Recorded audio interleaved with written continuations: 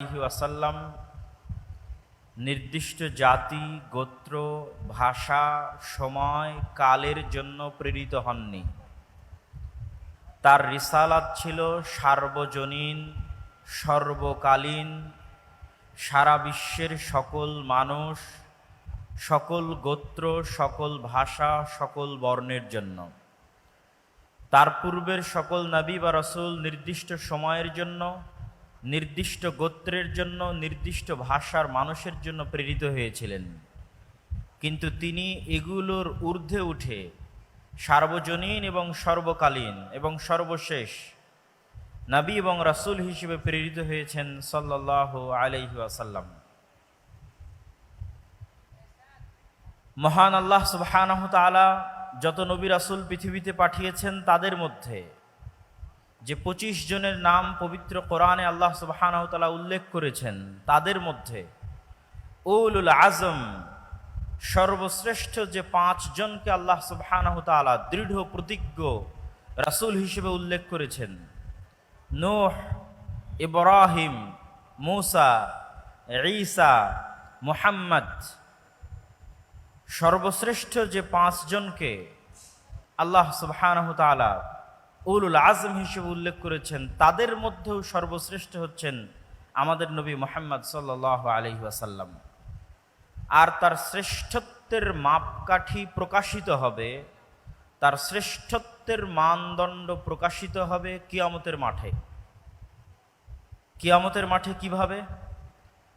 আমরা যখন আজানের শেষে যে দোয়া পাঠ করি, সেই দোয়ায় আমরা বলি, হে আল্লাহ, আপনি মুহাম্মদ সাল্লাল্লাহু আলাইহি ওয়াসাল্লামকে মাকাম মাহমুদ দান করুন। সেই মাকাম মাহমুদ কি? মাকাম মাহমুদ হচ্ছে কিয়ামতের মাঠে আল্লাহ সুবহানাহু ওয়া তাআলা বিচারই শুরু করবেন না। বিচার যখন শুরু করবেন না, তখন কিয়ামতের মাঠের ভয়াবহতায় কাফের, মুশরিক, মুনাফিক তো বহু দূরের কথা, যারা মুমিন নেককার বান্দা তারাও বিপদগ্রস্ত, অসহায় অবস্থার মধ্যে থাকবে। সেই বিপদগ্রস্ত এবং অসহায়ত্ব থেকে বাঁচার জন্য তারা নবীদের শরণাপন্ন হবে।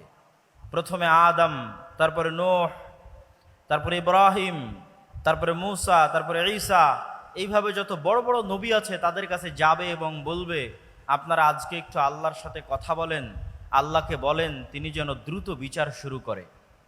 মানুষের জান্নাত হোক অথবা জাহান্নাম হোক, বিচার হয়ে যাক।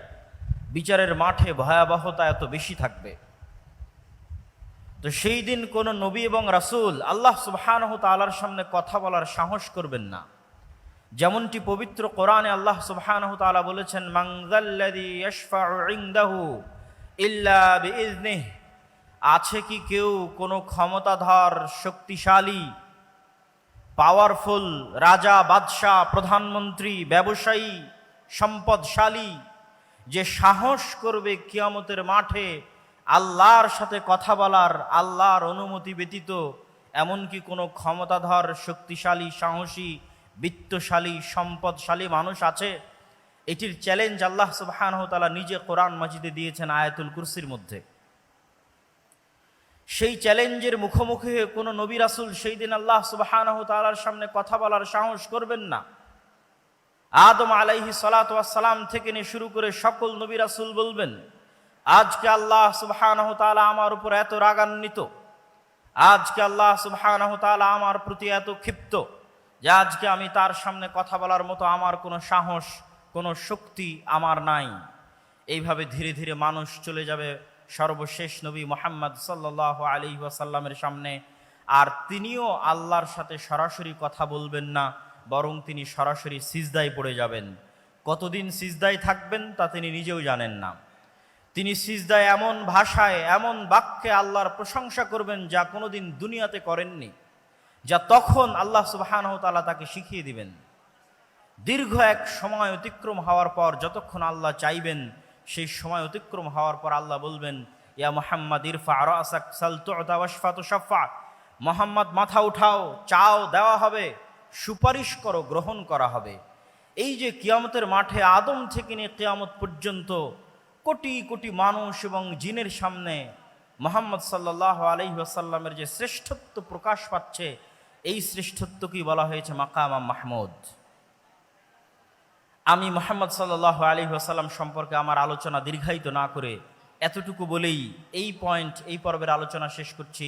তিনি পৃথিবীর ইতিহাসের সর্বশেষ নবী এবং রাসূল এবং সর্বশ্রেষ্ঠ মানব, এবং অল্প সময়ের মধ্যে পৃথিবীকে প্রভাবিত করতে পারে এরকম সর্বশ্রেষ্ঠ বিপ্লবের জন্মদাতা। মাত্র 23 বছরে তিনি পৃথিবীতে এমন এক বিপ্লব সৃষ্টি করেছেন যার প্রভাব পৃথিবীর ইতিহাসের সবচেয়ে সুদূর প্রসারী এবং সবচেয়ে প্রভাব বিস্তারকারী বিপ্লব। এবার আমরা চলে যাই রাসূলুল্লাহ সাল্লাল্লাহু আলাইহি ওয়াসাল্লামের জীবনে শিক্ষাগত বা জ্ঞানগত কি মৌলিক শিক্ষা এবং আদর্শ আমাদের জন্য রয়েছে।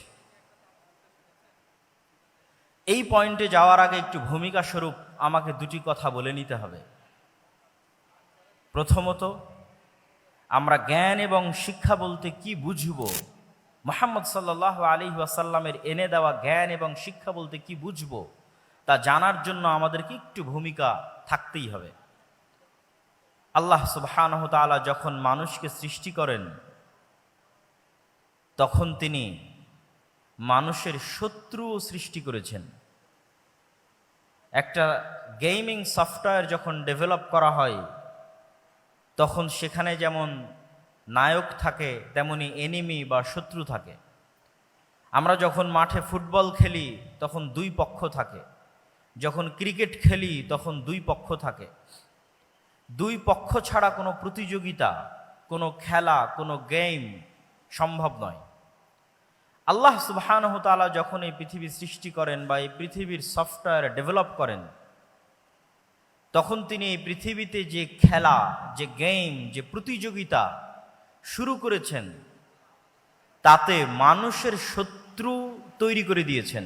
না হলে মানুষ খেলবে কার বিরুদ্ধে, কার সাথে লড়াই করে টিকে থাকবে দুনিয়াতে, কার বিরুদ্ধে যুদ্ধে জয়লাভ করার জন্য তাকে পরকালে পুরস্কার দেওয়া হবে, কার বিরুদ্ধে যুদ্ধ করে পরাজিত হওয়ার জন্য তাকে জাহান্নামে নিক্ষেপ করা হবে।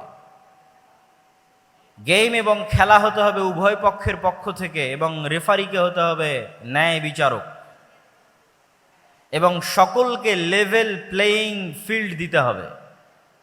যেমনটা নির্বাচনের সময় বলা হয় যে সকল দলকে লেভেল প্লেয়িং ফিল্ড দেওয়া হোক, যেন সমানভাবে সে তার শক্তিকে কাজে লাগাতে পারে।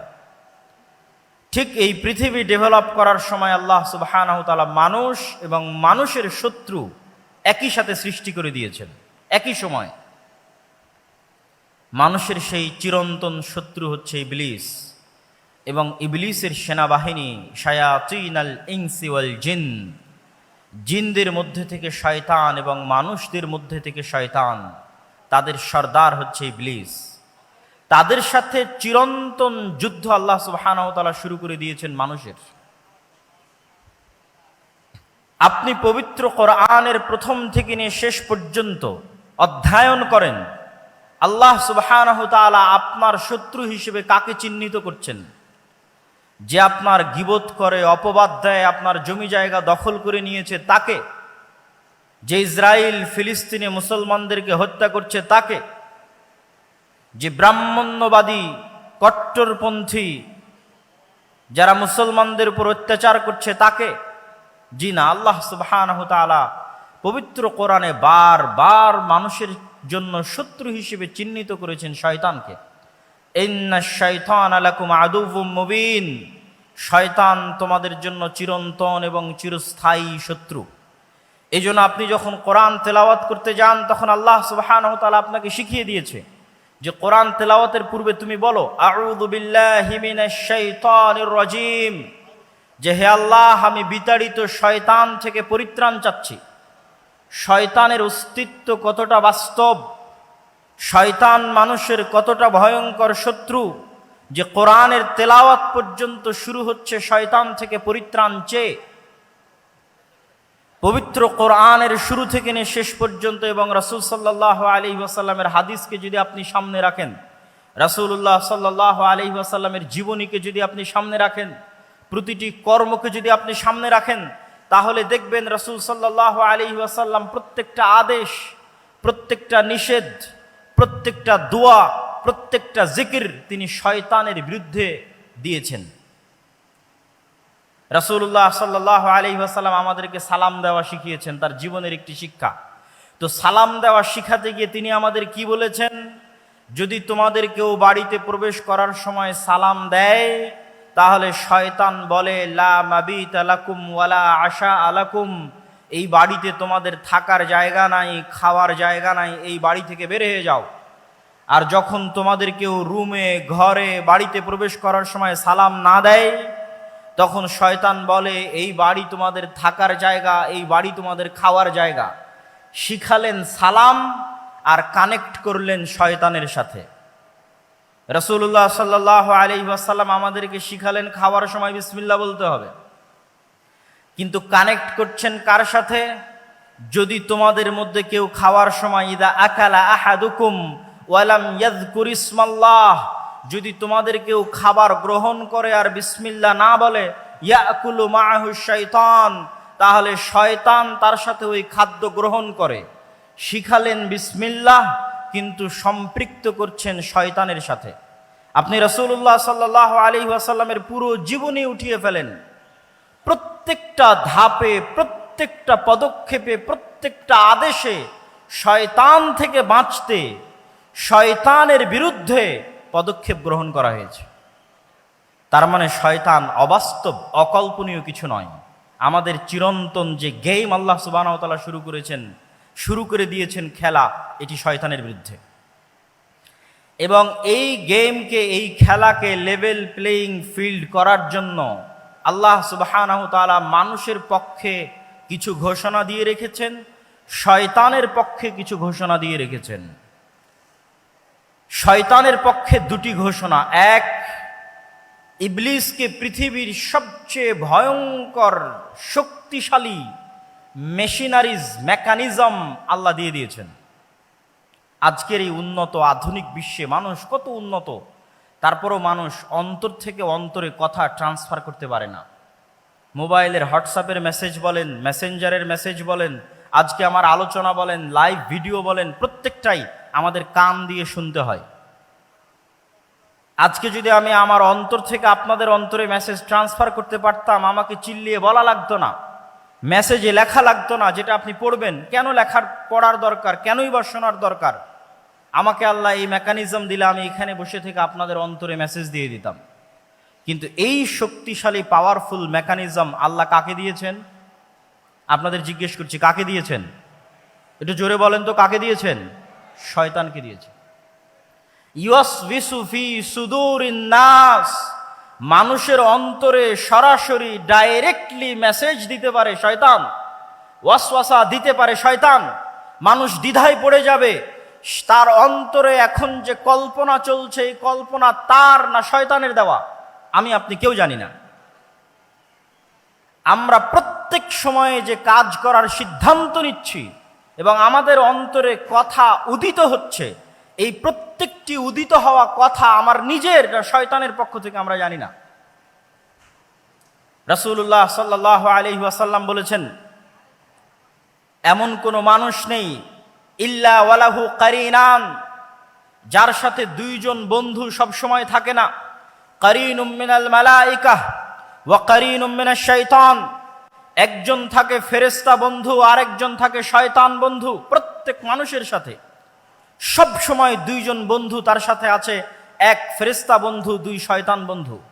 তার অন্তরে প্রত্যেক যা কল্যাণকর কাজের ইচ্ছা জাগে তা সে ফেরেশতার পক্ষ থেকে ইলহাম, আর তার অন্তরে প্রত্যেক যা অকল্যাণকর কাজের ইচ্ছা জাগে তা সে ওয়াসওয়াসা, শয়তানের পক্ষ থেকে।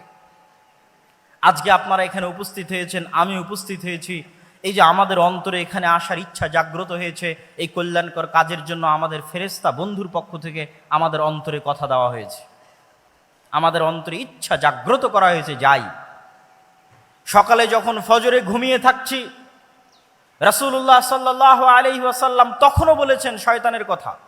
যদি বাস্তব না হতো তিনি কেমনে বলতেন?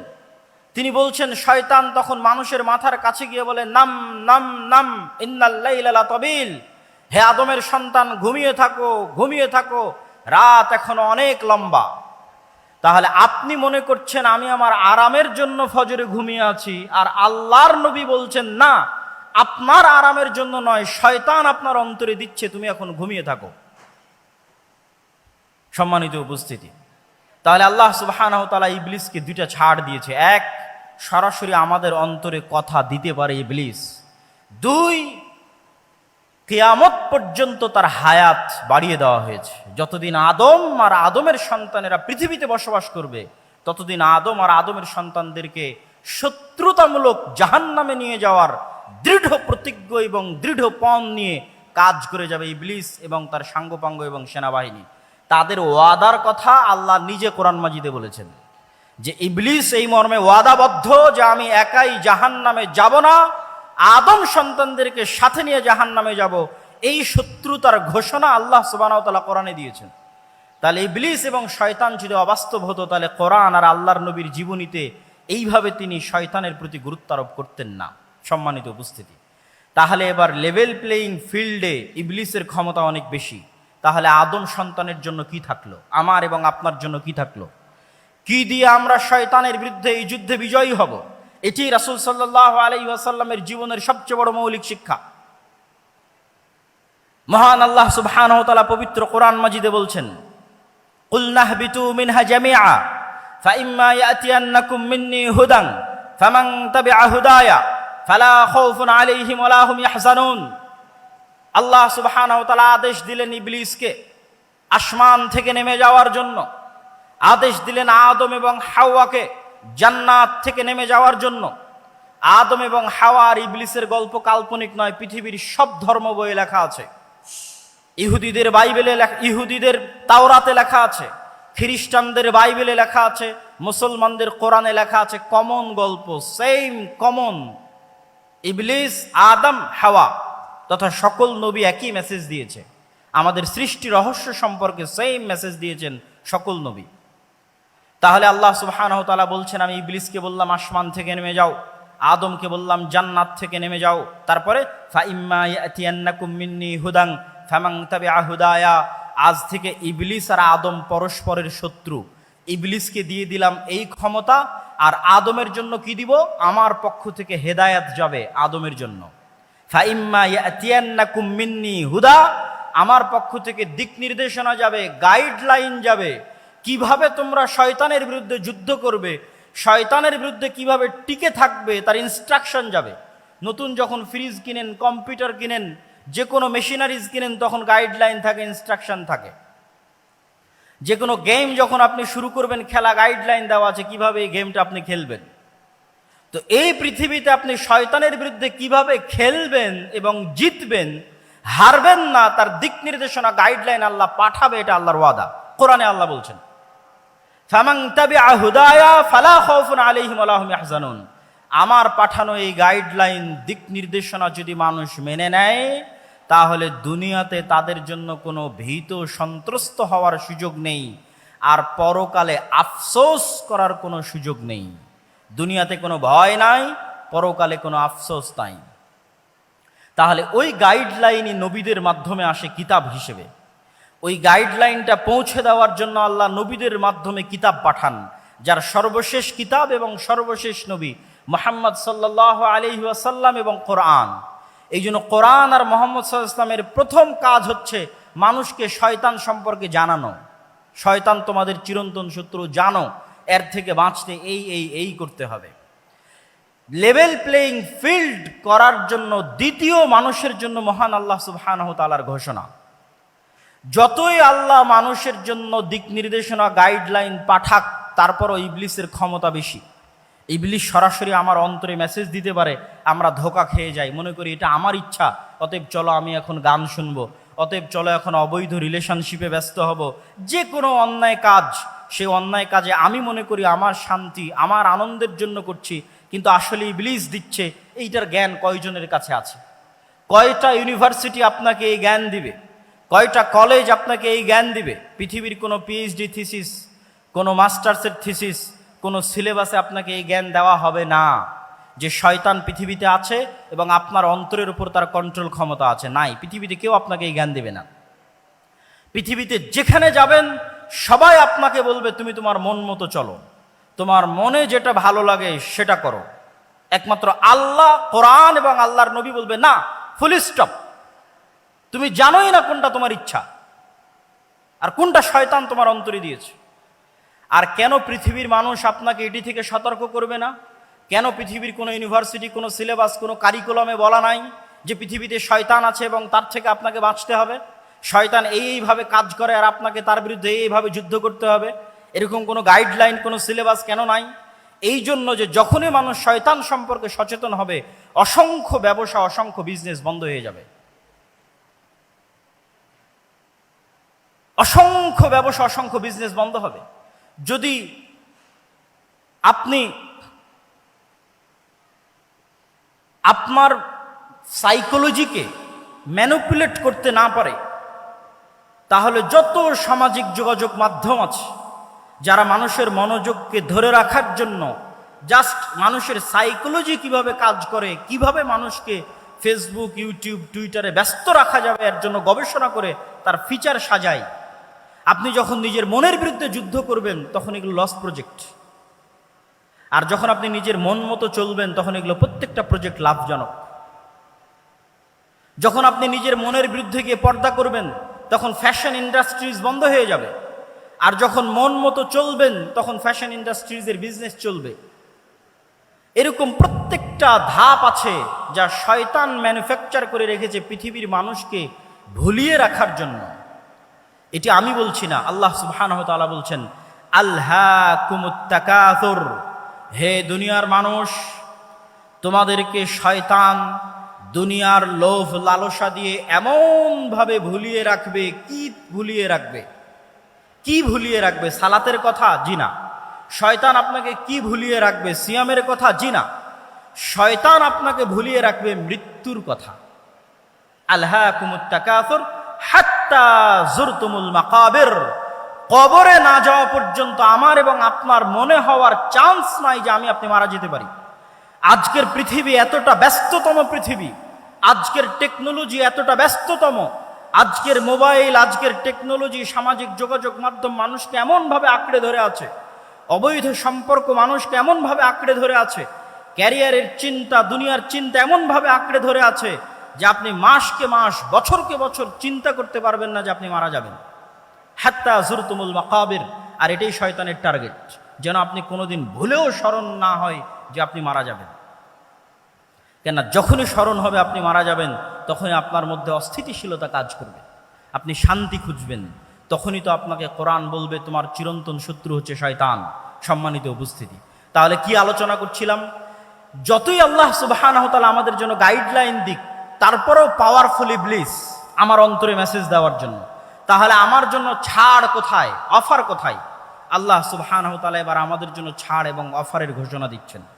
এটা হচ্ছে ইসলামের আরেকটি বড় মৌলিক মূলনীতি। সেটি কি? শয়তান মানুষকে গাইডলাইন থাকার পরেও ওয়াসওয়াসা দেওয়ার মাধ্যমে পথভ্রষ্ট করতো যত গুনাহ করাবে,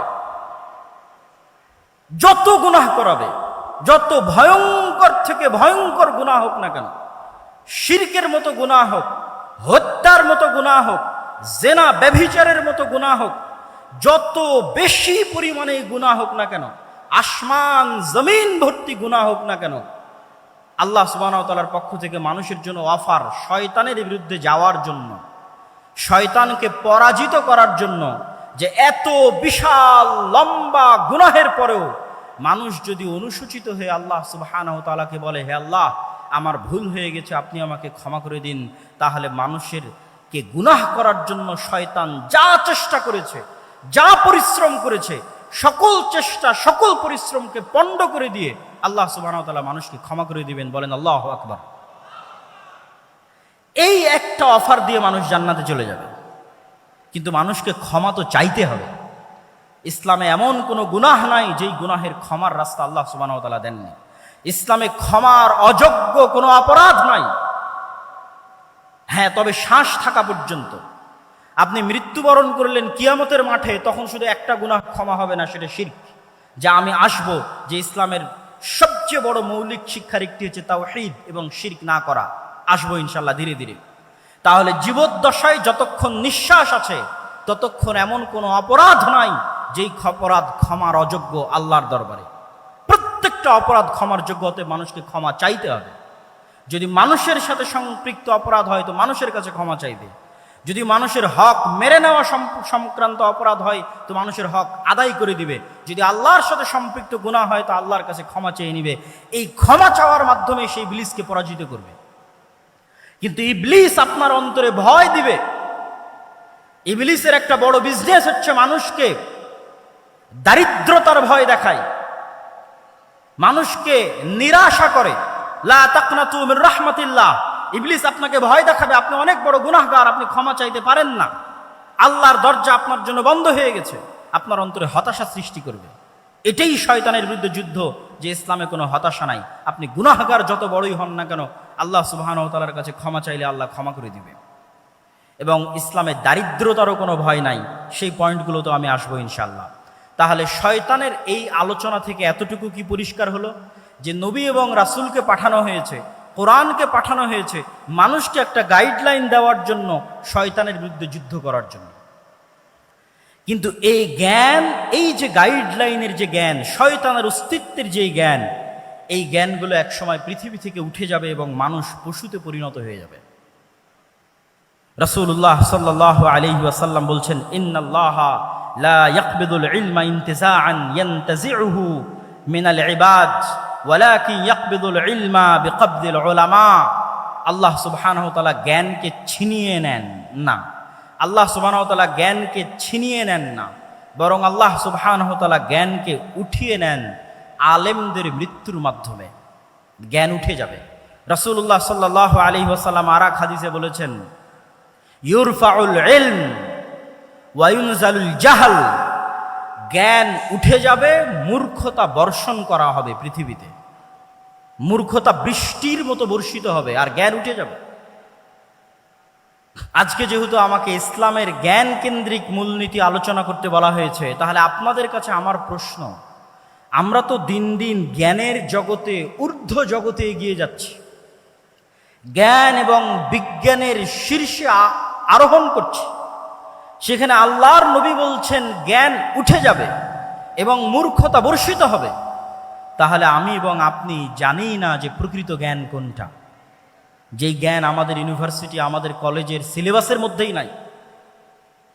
সেই জ্ঞানের আলোচনায় আজকে আমরা করছি। এই জ্ঞানটা উঠে যাবে। শয়তানের অস্তিত্বের জ্ঞান, শয়তানের সাথে যুদ্ধ করার জ্ঞান, শয়তানকে পরাজিত করার জ্ঞান, শয়তানের সাথে যুদ্ধ করে জিতে থাকার জ্ঞান পৃথিবী থেকে উঠে যাবে।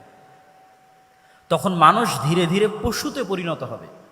আমরা এবং আপনারা স্বাভাবিক মানবিকতা বোধ হারিয়ে পশুতে পরিণত হব। সম্মানিত উপস্থিতি, এখন আসি আমরা শয়তানকে পরাজিত করব কিভাবে। রাসূলুল্লাহ সাল্লাল্লাহু আলাইহি ওয়াসাল্লাম তার জীবনী থেকে কি এমন শিক্ষা আমাদেরকে দিয়ে গেছেন যার মাধ্যমে আমরা শয়তানকে পরাজিত করতে পারি। রাসূলুল্লাহ সাল্লাল্লাহু আলাইহি ওয়াসাল্লাম ওই হাদিসটি যখন বললেন যে প্রত্যেক মানুষের সাথে দুইজন বন্ধু আছে, একজন শয়তান, একজন ফেরেশতা, তখন এক সাহাবী আল্লাহর নবীকে জিজ্ঞেস করছে, আল্লাহর নবী, আপনার সাথেও কি শয়তান বন্ধু আছে? এটি খুবই আশ্চর্যজনক একটি হাদিস। এখান থেকে আমাদের আজকের আলোচনা শুরু হবে। তখন রাসূলুল্লাহ সাল্লাল্লাহু আলাইহি ওয়াসাল্লাম বলছেন, হ্যাঁ, আমার সাথেও শয়তান আছে, তবে আমার শয়তান ইসলাম গ্রহণ করেছে, বা শাব্দিক অর্থ বললে আত্মসমর্পণ করেছে, সারেন্ডার করেছে। ইসলাম শব্দের শাব্দিক অর্থ কিন্তু আত্মসমর্পণ করা, সারেন্ডার করা। তাহলে আল্লাহর নবীর সাথেও শয়তান আছে, কিন্তু তার শয়তান আত্মসমর্পণ করেছে, সারেন্ডার করেছে। এখন প্রশ্ন, আমাদের সাথে যে শয়তান আছে সে কিভাবে আত্মসমর্পণ করবে, সে কিভাবে সারেন্ডার করবে? শাহ ওলিউল্লাহ মুহাদ্দিস দেহলভী তার হুজ্জাতুল্লাহিল বালেগার মধ্যে লিখছেন, এই হাদিসকে সামনে রেখে তিনি আলোচনা করছেন যে মানুষের অন্তরে সবসময় দুটো গ্রুপের লড়াই চলে, রূহে রব্বানি আর নফসে শয়তানি। মানুষের যে রুহের জগতে ছিল, সেই রূহ আল্লাহকে মানার ওয়াদা করেই পৃথিবীতে এসেছে। তাহলে প্রত্যেকটা মানুষ জন্মগতভাবে মুসলিম, আর এক হাদিসে রাসূল সাল্লাল্লাহু আলাইহি ওয়াসাল্লাম স্পষ্ট করেছেন যে প্রত্যেক মানুষ জন্মগতভাবে মুসলিম। তাহলে রুহে রব্বানি, যেই রুহে রব্বানির মাধ্যমে ফেরেশতা ইলহাম দেয় আপনার অন্তরে ভালো কাজের, আর নফসে শয়তানি, যার মাধ্যমে শয়তান ওয়াসওয়াসা দেয় মন্দ কাজের, এই দুইটার যুদ্ধ সবসময় চলতে থাকে। এখন মানুষ তার স্বভাব চরিত্র দিয়ে, তার কাজ দিয়ে কোনটাকে তার অন্তরে বিজয়ী করবে আর কোনটাকে তার অন্তরে পরাজিত করবে, সেটির সিদ্ধান্ত মানুষের। একটা হচ্ছে রুহে রব্বানি, যার মাধ্যমে ফেরেশতা কাজ করে, নফসে শয়তানি, যার মাধ্যমে শয়তান কাজ করে। আপনি যদি নফসে শয়তানিকে পরাজিত করতে চান, তাহলে ফেরেশতাকে জিততে দিতে হবে। ফেরেশতাকে জিততে দেন, অটোমেটিক শয়তান আপনার অন্তরে সংকুচিত হয়ে যাবে, পরাজিত হয়ে যাবে। ফেরেশতাকে জিততে দিবেন কিভাবে? আপনাকে আরেকটা ইসলামের মৌলিক শিক্ষা বলে যাই। সবসময় দেখবেন রাসূল সাল্লাল্লাহু আলাইহি ওয়াসাল্লাম এবং আল্লাহ সুবহানাহু ওয়া তাআলা ফেরেশতা আর শয়তানকে পরস্পরের মুখোমুখি করে দাঁড় করিয়েছে। লা তাদখুলুল মালাইকাতু ফি বাইতিন, ওই বাড়িতে রহমতের ফেরেশতা প্রবেশ করে না যেই বাড়িতে ছবি মূর্তি আছে, যেই বাড়িতে কুকুর আছে। তাহলে কি দাঁড়ালো? ফেরেশতারা কি? সবসময় ফেরেশতারা হচ্ছে লা ইয়ামাসসুহু ইল্লাল মুতাহহারুন, ফেরেশতারা সবসময় পবিত্র থাকে। তাহলে কি দাঁড়ালো? ফেরেশতা ছবি মূর্তি পছন্দ করে না, ফেরেশতা কুকুর পছন্দ করে না, ফেরেশতা সবসময় পবিত্র থাকে। আর এক হাদিসে রাসূল সাল্লাল্লাহু আলাইহি ওয়াসাল্লাম বলছেন, মা মিন মাউদিউ শিবরিন, আসমানের এমন কোনো এক বিঘত জায়গাও খালি নাই, ইল্লা, যেই জায়গায় এমন কোনো ফেরেশতা নাই যে হয় সিজদারত আছে, না হয় রুকুরত আছে, না হয় আল্লাহ সুবহানাহু ওয়া তাআলার তাসবিহ এবং তাহলিল পাঠরত আছে। সুবহানাল্লাহি বিহামদিহি সুবহানাল্লাহিল আযীম, আল্লাহ সুবহানাহু ওয়া তাআলার বড়ত্ব এবং মহত্ব বর্ণনা করা অবস্থায় আছে। তাহলে সারমর্ম দাঁড়াচ্ছে, আপনি যদি ফেরেশতাকে জিততে দিতে চান, তাহলে ফেরেশতার স্বভাব আপনার মধ্যে বেশি বেশি নিয়ে আসতে হবে। আপনি আজকে থেকে প্র্যাকটিক্যাল বাস্তবায়ন করেন, থিওরি তো বললাম, প্র্যাকটিক্যাল বাস্তবায়ন করেন।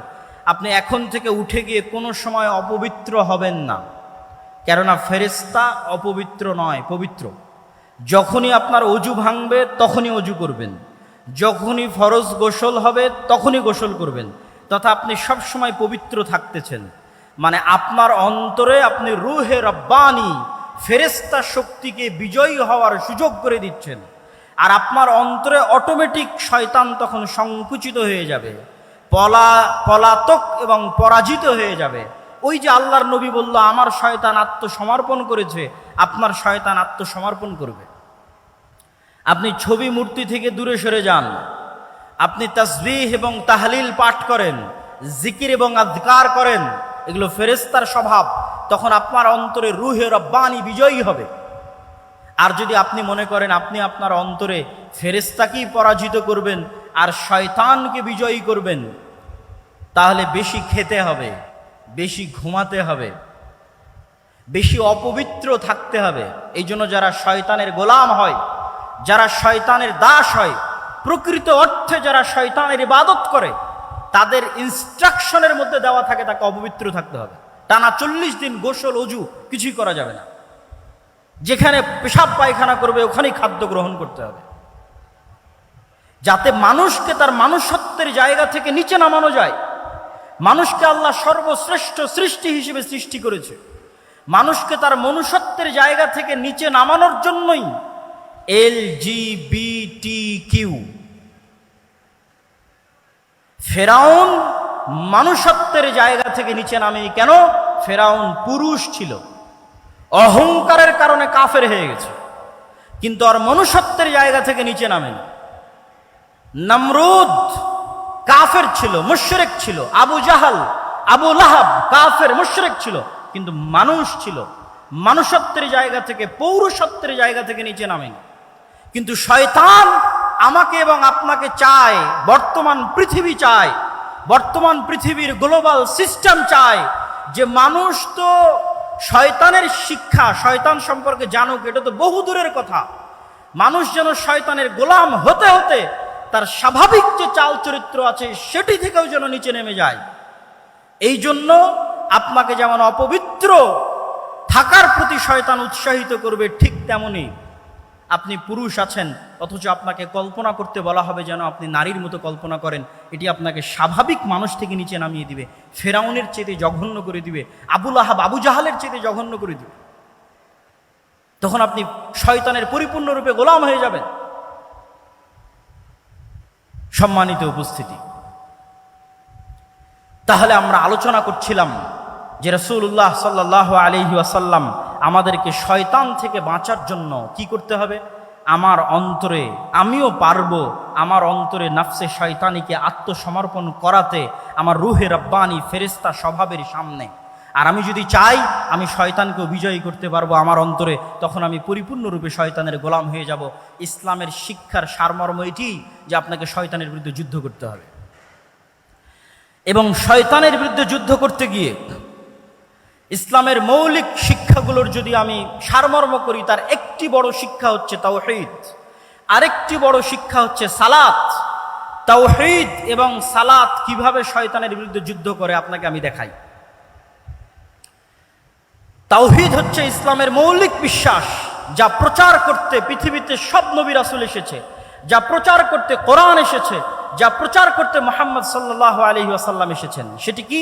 আমার এবং আপনার অন্তরে এককভাবে, অদ্বিতীয়ভাবে শুধুমাত্র একটি সত্তারই জায়গা হবে, তিনি হচ্ছেন আল্লাহ সুবহানাহু ওয়া তাআলা। তিনি রব হিসেবে একক, ইলাহ হিসেবে একক এবং অদ্বিতীয়, নাম এবং গুণাবলীতে একক এবং অদ্বিতীয়।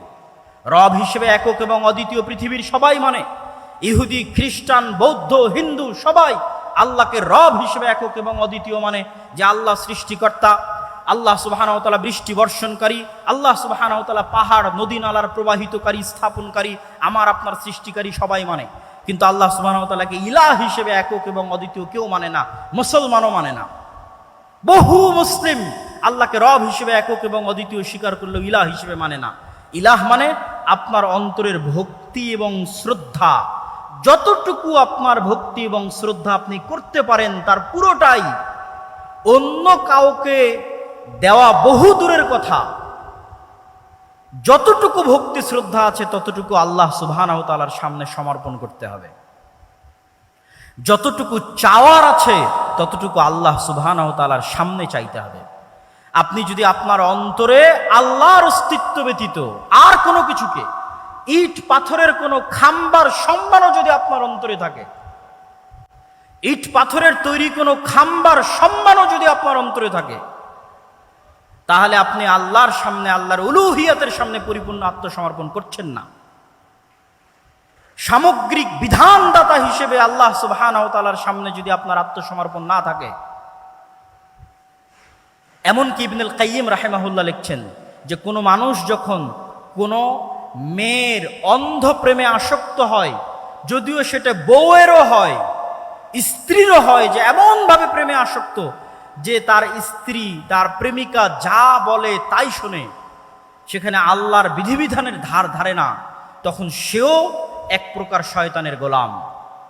তার অন্তর আল্লাহ সুবহানাহু ওয়া তাআলার উলুহিয়াত জায়গা করে নিতে পারেনি। তাহলে ইসলামের মৌলিক বিশ্বাসের একটি বড় বিশ্বাস হচ্ছে তাওহীদ। এই তাওহীদ যখন আপনার অন্তরে একবার প্রবেশ করবে, তখন এটা শয়তানের বিরুদ্ধে কেমনে যুদ্ধ করবে তা আপনাকে দেখায়। ইব্রাহিম আলাইহিস সালাতু ওয়াস সালাম একাই পৃথিবীতে, একক, সারা পৃথিবীর মানুষ তার বিরুদ্ধে, তিনি একক, তিনি একাই শয়তানের বিরুদ্ধে যুদ্ধ করছেন। তো এই একাই শয়তানের বিরুদ্ধে যুদ্ধ করতে গিয়ে তিনি যে টিকে আছেন, তার অন্তরের এই শক্তি কোথায় থেকে আসে? তার অন্তরের এই শক্তি আসে তাওহীদের উপর পূর্ণ বিশ্বাসের কারণে। যেই মুমিন 100-তে 100 শতভাগ তাওহীদে বিশ্বাসী, সে পারমাণবিক বোমার চাইতেও শক্তিশালী। ইব্রাহিমের মতো, ইব্রাহিমকে আগুনে নিক্ষেপ করে দেওয়া হয়েছে, কিন্তু তার বিশ্বাস থেকে তিনি টলেননি। তার কনফিডেন্স লেভেল কোন পর্যায়ের থাকতে পারে, আত্মবিশ্বাস কোন শীর্ষ চূড়ায় থাকতে পারে যে তাকে আগুনে নিক্ষেপ করলেও তিনি টলেননি। আমাদেরকে কি করা হয়? তাওহীদের প্রতি বিশ্বাস দুর্বল করো তো আমাদেরকে হেজিটেশনে ফেলে দেওয়া হয়, দ্বিধায় ফেলে দেওয়া হয়। নতুন প্রজন্ম দিন মানতে পারে না কেন? হেজিটেটেড থাকে, ফ্রাস্ট্রেশনে থাকে, হতাশায় থাকে, দ্বিধায় থাকে। আমি যদি দাড়ি রাখি মানুষ কি বলবে? আমি যদি সালাত আদায় করি সমাজ কি বলবে? আমি যদি সুদিয়েই চাকরি ঝেড়ে দিই তাহলে খাবো কি? এই যে প্রত্যেক পয়েন্টে হেজিটেশন, এগুলো আসে কেন? তাওহীদের প্রতি বিশ্বাস দুর্বল থাকার কারণে। তাওহীদের জ্ঞান যার মধ্যে আছে, যে আল্লাহর একত্ববাদ এবং অদ্বিতীয়ত্ব সম্পর্কে পরিপূর্ণ জ্ঞান অর্জন করেছে, তার অন্তর শয়তানের বিরুদ্ধে সবচেয়ে বেশি শক্তিশালীভাবে যুদ্ধ করতে পারবে। তার অন্তর সবচেয়ে কনফিডেন্ট থাকবে তার দ্বীনের উপর, তার বিশ্বাসের উপর। আজকের পৃথিবীতে ইহুদিরা ভ্রান্তির উপরও আমাদের চাইতে বেশি কনফিডেন্ট, ভ্রান্তির উপরেও আমাদের চাইতে বেশি কনফিডেন্ট। আর আমরা মুসলিমরা, আমাদের কনফিডেন্স নাই, কনফিডেন্স হারিয়ে ফেলেছি। দীর্ঘ 190 বছরের কলোনিয়াল সিস্টেমে তাদের গোলামির কারণে আমাদের রক্তের মধ্যে এমনভাবে গোলামি প্রবেশ করেছে যে আমরা কখনো স্বাধীনভাবে চিন্তা করতে পারি না, নিজের দ্বীনের উপর পূর্ণ আস্থা এবং পূর্ণ বিশ্বাস কনফিডেন্টলি স্থাপন করতে পারি না, কেননা আমাদের মধ্যে তাওহীদের জ্ঞান নাই। 2 নাম্বার, সালাত কিভাবে আপনাকে শয়তানের বিরুদ্ধে যুদ্ধ করায়। আপনি তো ইসলামের সারমর্ম দেখলেনই যে এই অন্তরকে কন্ট্রোল করতে পারতে হবে। তো অন্তরকে কন্ট্রোল করার জন্য শুধু বিরত থাকার মাধ্যমে কখনো প্র্যাকটিস হয় না। আপনি সেনাবাহিনীতে জয়েন করলে কঠোর পরিশ্রমের মাধ্যমেই আপনাকে সেনাবাহিনীর র্যাঙ্কিং বাড়াতে হবে। তো এই 5 ওয়াক্ত সালাত শয়তানের বিরুদ্ধে যুদ্ধ। প্রতি 5 ওয়াক্ত সালাত জামাতের সাথে মসজিদে উপস্থিত হওয়ার মাধ্যমে আপনি দিনে 5 বার শয়তানকে পরাজিত করেন। এই জন্য রাসূলুল্লাহ সাল্লাল্লাহু আলাইহি ওয়াসাল্লাম বলেছেন, যে ব্যক্তি টানা 40 দিন মসজিদে এসে তাকবীরে তাহরিমার সাথে সালাত আদায় করলো, সে মুনাফিকি থেকে মুক্তি পেয়ে গেল, জাহান্নামের আগুন থেকে মুক্তি পেয়ে গেল। কেন? মানে টানা 40 দিন প্রায় 200 ওয়াক্ত সালাত, মানে 200টা বিশ্বযুদ্ধে শয়তানকে পরাজিত করা। তো যে এক টানা পরস্পর 200টা যুদ্ধে শয়তানকে পরাজিত করতে পারবে, তার অন্তরের উপর তার কন্ট্রোল ক্ষমতা কায়েম হয়ে গেছে, প্রতিষ্ঠিত হয়ে গেছে। ওই যে রাসূল সাল্লাল্লাহু আলাইহি ওয়াসাল্লামের শয়তান আত্মসমর্পণ করেছে, আপনার শয়তান আত্মসমর্পণ করে ফেলেছে। কেননা 200টা যুদ্ধে আপনি তাকে পর পর পরাজিত করেছে। তাহলে সালাত হচ্ছে শয়তানের বিরুদ্ধে সবচেয়ে বড় যুদ্ধ। এই জন্য সালাতকে এত শক্তিশালীভাবে ইসলামে একটি মাত্র কাজ দেওয়া আছে, আর কোনো কাজ দেওয়া নাই। কেন বলছে আর কোনো কাজ দেওয়া নাই? হজ যার টাকা আছে তার জন্য, যাকাত যার টাকা আছে তার জন্য, রমজান কোথায়? বছরে একবার। আর কি এমন ফরজ আছে যা আপনাকে করতে বলা হয়েছে? আপনি খুঁজে বের করেন কোরআন এবং হাদিস থেকে আপনাকে কোনো একটা কাজ ফরজ হিসেবে করতে বলা হয়েছে, করতেই হবে এমন। বিরত থাকার তো অনেক কিছুই আছে, এটা করা যাবে না, এটা করা যাবে না। হ্যাঁ, ড্যাফোডিল ইউনিভার্সিটিতে ভর্তি হলেও তো অনেক কিছু আছে, এটা করা যাবে না। কিন্তু ক্লাসে যদি না যান তাহলে কি কাজ? আপনি ড্যাফোডিল ইউনিভার্সিটির সকল নিয়ম কানুন মেনে নিলেন, সন্ধ্যা 5টার মধ্যেই ফিরে আসতে হবে, আরও যত নিয়ম কানুন আছে, কিন্তু ক্লাসেই গেলেন না। আপনি তো ভর্তি হয়েছেন ক্লাসে যাওয়ার জন্য। তো ইসলামের বাকি সব কিছু যদি আপনি মেনে নেন, কিন্তু আপনি তো এখানে এসেছেনই সালাত কায়েম করার জন্য, সালাত প্রতিষ্ঠা করার জন্য, কেন এটাই শয়তানের বিরুদ্ধে যুদ্ধ। সম্মানিত উপস্থিতি, ইসলামের সারমর্ম বলতে গিয়ে আমরা যে পয়েন্টগুলো তুলে ধরছি, তার মধ্যে ইসলামের মৌলিক শিক্ষা বলতে গিয়ে তার মধ্যে 1 নাম্বার আমরা শয়তানের বিষয়টি তুলে ধরেছি। 2 নাম্বার শয়তানের বিরুদ্ধে যুদ্ধ করতে গিয়ে তাওহীদের কি ভূমিকা সেটি তুলে ধরলাম। 3 নাম্বার শয়তানের বিরুদ্ধে যুদ্ধ করতে গিয়ে সালাতের কি ভূমিকা সেটি তুলে ধরলাম। এবার আমরা আসি ইসলামের সামগ্রিক যে রূপটা আছে। ইন্নাদ-দীনা ইনদাল্লাহিল Islam, Islam is a complete code of life. আমরা তো সবাই মুখস্থ, কিন্তু এটিকে আমরা বাস্তবে বুঝি যে ইসলাম হচ্ছে মানুষের সকল সামগ্রিক জীবনের বিধিবিধান। ব্যক্তি জীবন, পারিবারিক জীবন, সামাজিক জীবন, রাষ্ট্রীয় জীবন, প্রত্যেকটা জীবন, প্রত্যেকটা ধাপ কিভাবে চলবে তার পরিপূর্ণ দিক নির্দেশনা ইসলামে দেওয়া আছে।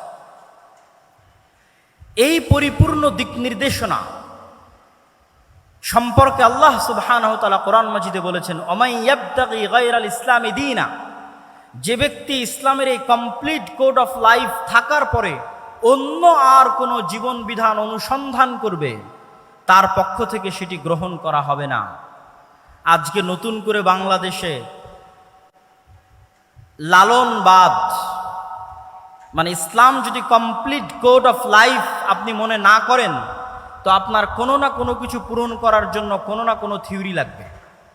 রাষ্ট্র পরিচালনার জন্য গণতান্ত্রিক থিওরি লাগবে, ডেমোক্রেটিক্যাল অবকাঠামো লাগবে, ঠিক আরও অনেক কিছুর জন্য আরও অনেক কিছু লাগবে, সেগুলো বলতে চাচ্ছি না।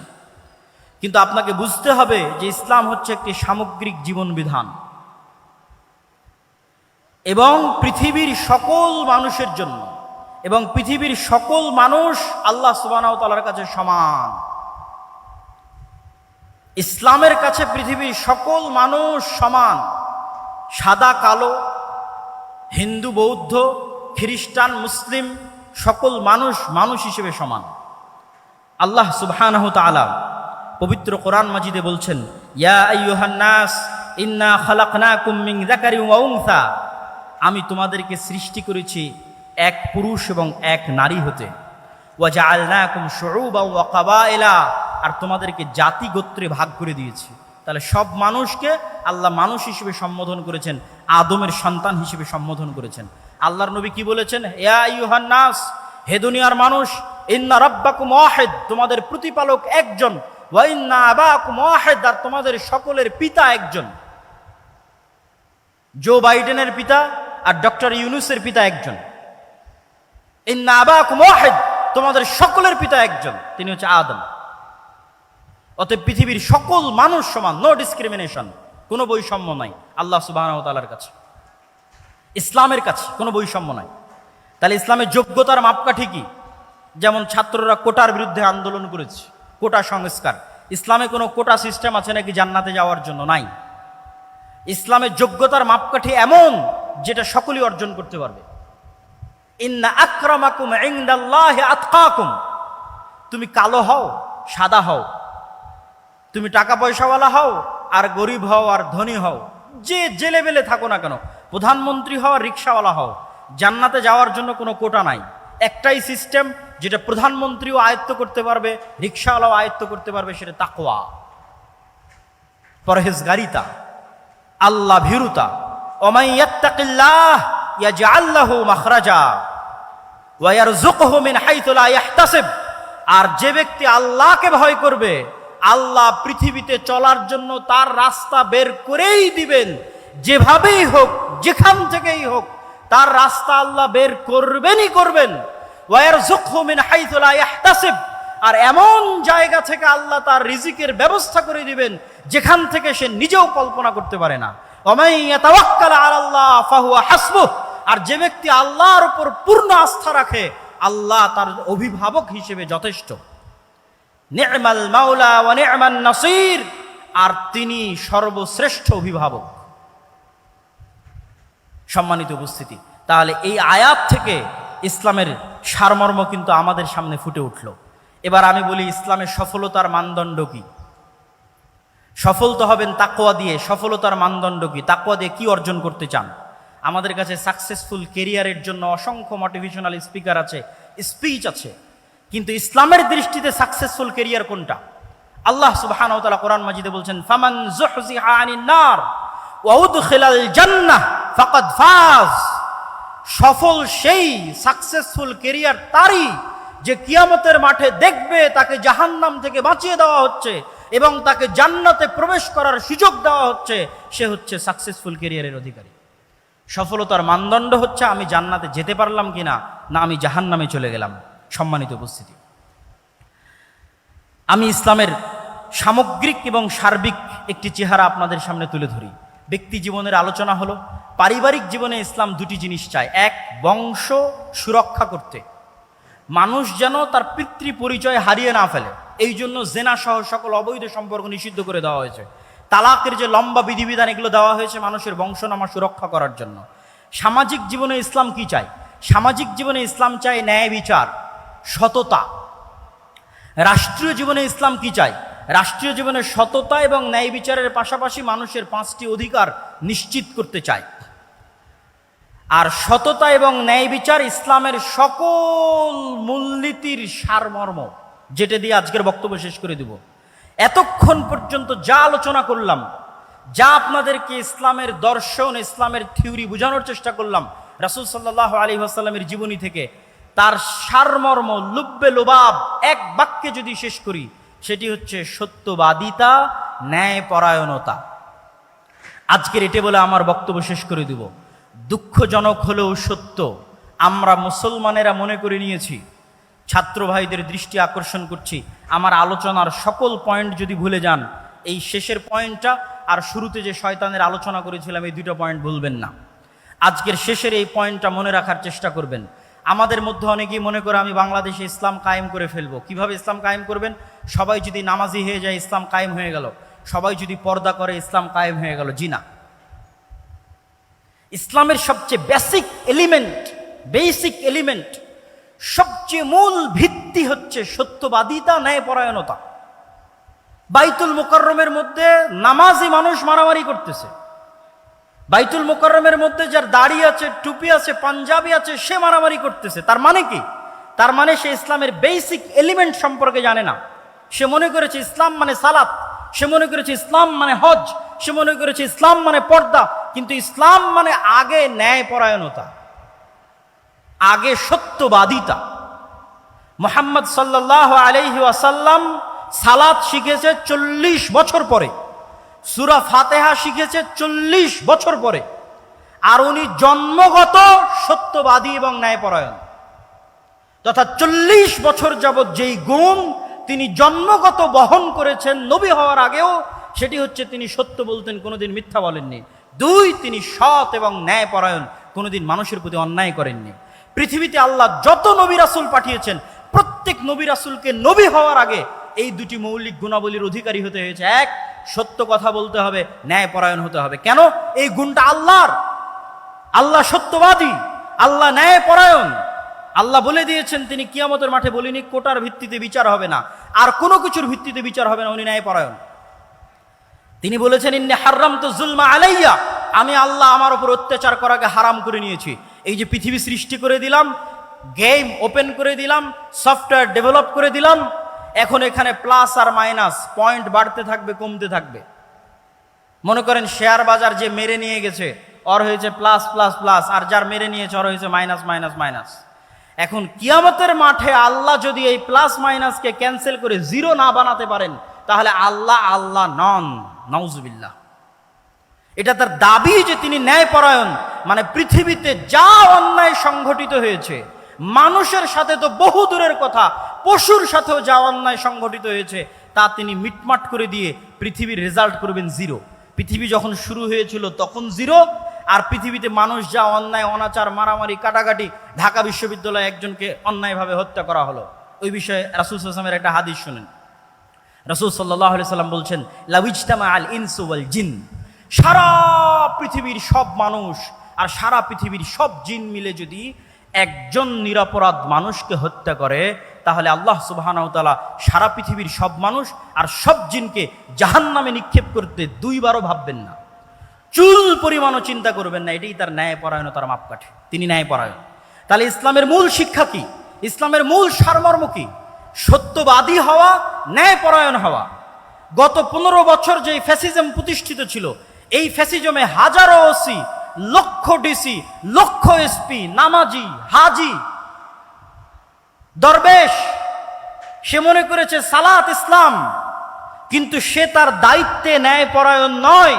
সে যে একজন ওসি হিসেবে সে ন্যায়পরায়ণ দায়িত্ব পালন করেনি। ডিসি, সচিব হিসেবে, এসপি হিসেবে, এসিল্যান্ড, সাব রেজিস্ট্রার, তার পদের সাথে আমানতের খেয়ানত করেছে। অর্থাৎ সে ইসলাম বুঝে না। সে যতই সালাত আদায় করুক, যতই সিয়াম পালন করুক, সে বুঝে না ইসলাম কি।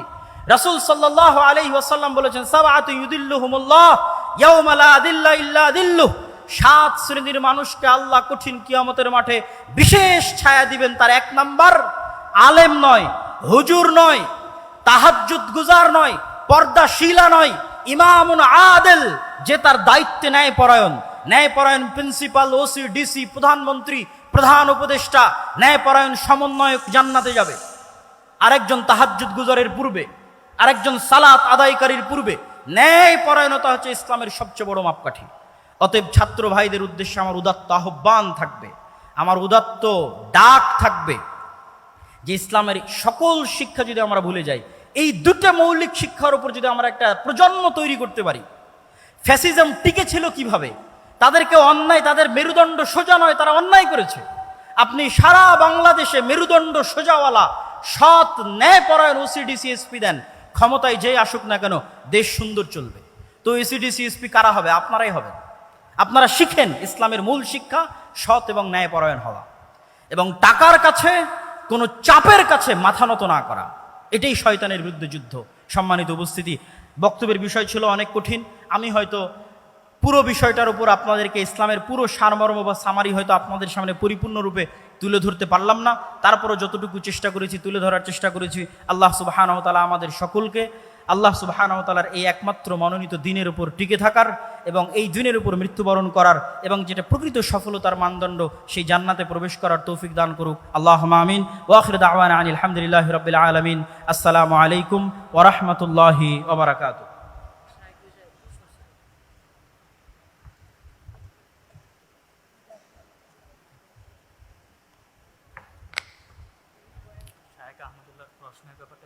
হ্যাঁ, ঠিক আছে, ওকে, ফাইন।